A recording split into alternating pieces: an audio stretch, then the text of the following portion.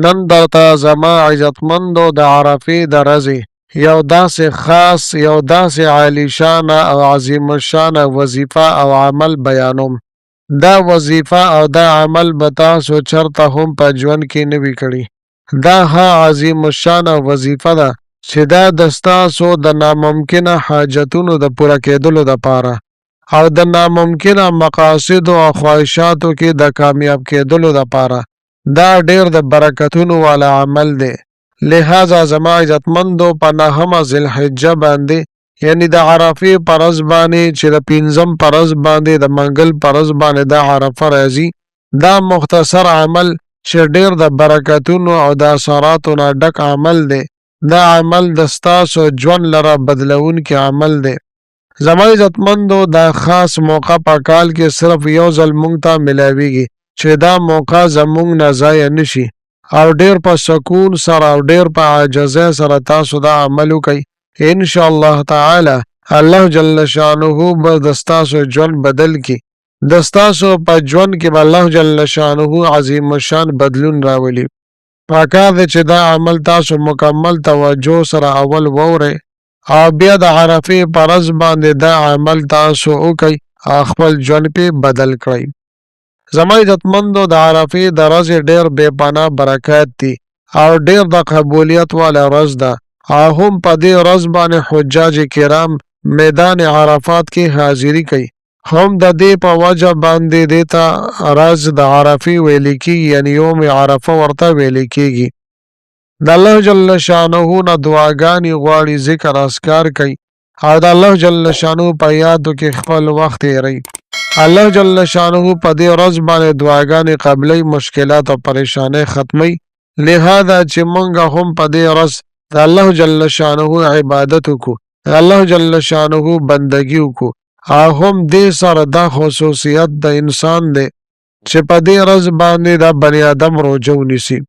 زما عزتمندو د دې ورځې خصوصیت دا دی پکار دی چې مونږ په دې کې روژه ونیسو او د روژې خاص اهتمام مونږ وکړو. د نبی کریم صلی الله علیه و آله وسلم ارشاد مبارک دی چې کوم یو بنی آدم، کوم یو مسلمان د عرفې په ورځ باندې یعنی د دې 5 په ورځ باندې یوه روژه نفلي ونیسي، نو الله جل شانه د یو کال تیر شوي واړه ګناهونه او د راتلونکي کال واړه ګناهونه ورته الله جل شانه معاف وګرځي. لہذا زما عزتمندو چې مونږ او تاسو ډیر په اهتمام سره د عرفې دا روژه ونیسو، نو دا عظیم الشان انعام به مونږ ته ملو شي.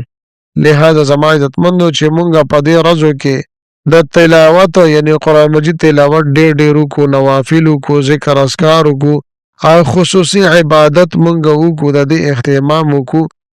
او زموږ په ژوند کې څه قسمه حاجتونه دي، څه قسمه رکاوټونه، بندشونه دي، مشکلات او پریشانۍ دي، په هغې کې مونږ راګیر یو او مونږ د هغې نه نجات غواړو، خپل حاجتونه پوره کول غواړو. نو دا خاص عمل او دا لاجواب عمل تاسو د دې دپاره کولی شئ.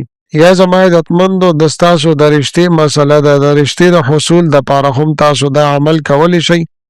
د ستاسو په کاروبار کې، په روزګار کې خیر او برکت نشته یا تاسو ته کاروبار او روزګار نه میلاویږي، د دې دپاره هم تاسو دا خاص عمل او دا مبارک عمل کولی شئ. زما عزتمندو دا عمل 2 رکعاته نفل کول دي او دا به تاسو په 9 ذوالحجه باندې د عرفې په ورځ باندې کله چې تاسو د ماسپښین لمونځ وکړو نو تر مازدیګره پورې د دې ټایم دی، د دې په منځ کې تاسو دا وظیفه او دا عمل کولی شئ. صرف 2 رکعاته نفل دي او ډېر مختصر نفل دي، ضرور تاسو دا وکئ. دغه رنګې زما عزتمندو تاسو ته د دا یادوي چې په 9 ذوالحجه باندې د عرفې په ورځ باندې د سحر مونځ نه پس تکبیرات تشریق شروع کیږي. تکبیرات تشریق دا دي: الله اکبر، الله اکبر، لا اله الا الله، الله اکبر، الله اکبر ولله الحمد. نو دا به زما عزتمندو د منګل په ورځ باندې د 5 په ورځ باندې 9 عرفه سحر په ټایم کې د مونځ نه پس به دا شروع شي او دا به تاسو د منګل په ورځ باندې، د بت په ورځ باندې، د جمعرات په ورځ باندې، د جمعې په ورځ باندې ان تر دې چې هفتې ورځې مازدیګره پورې به تاسو دا تکبیرات تشریق جاري ساتئ. زما عزتمندو یو پیره په زور ویل نارینه او زنانه په دواړو باندې واجب دی او لازم دی، خامخا به دا وي.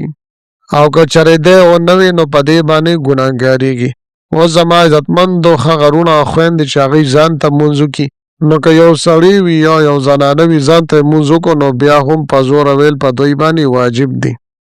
او که چرې د چا د کس ته پرېښودل وی نه وي نو هغه باندې توبه لازمه او واجبه ده. هغه به الله جل شانو په دربار عالیه کې توبه وباسي چې الله تعالی دا یو ورځ ما نه پاتې شوه، فوت شوه، خو آینده دپاره به بیا خیال کوم. نو زما عزتمندو دا په دېرشتو منځونو کې به تاسو تکبیرات تشریق لولئ. دغه رنګې د دې نه علاوه یو بله مسله دا ده، هغه وروڼه او خویندې چې هغوی قرباني کول غواړي، هغوی خپل نوکونه او ویښته پرېښودلي دي، نو چې کله تاسو قرباني وکړه، قرباني وشوه، وینه توی شوه، نو د هغې نه بس خپل نوکونه هم کټ کولی شئ او خپل ویښته هغه هم کټ کولی شئ او بدن سودره کولی شئ. او زما عزتمندو راځم خپل عمل طرف ته. د دې نه مخکې که چېرې زما چینل مو لا تر اوسه پورې سبسکرایب کړی نه وي نو برای مهرباني دا چینل سبسکرایب کړئ. سبسکرایب سره خوا کې د ټلۍ والا نشان دی، دا تاسو کلیک کړئ او سلیکټ آل کړئ، د دې دپاره چې د هر راتلونکي ویډیو نوټیفیکیشن تاسو ته میلاویږي. زما عزتمندو زما د حوصله افزایي دپاره ویډیو ضرور لایک کړئ او لاندې کامنټ کې تاسو ماشاءالله، سبحان الله، جزاک الله یا د دې په شانتې نور ښکلي ښکلي الفاظ منشن کوئ ولیکئ، دې دپاره چې ما له حوصله افزایي میلاویږي او نور ډېر ښکلي ښکلي وظایف زه تاسو ته په دې چینل کې روم. زما عزتمندو د عرفې په ورځ باندې ماسپښین لمونځ تاسو وکړو نو بیا به د 2 رکعاتو نفلو نیت په تاسو وتړئ. نیت مې وکړو د زړه خلاصه 2 رکعاته نفل لمونځ ادا کوم.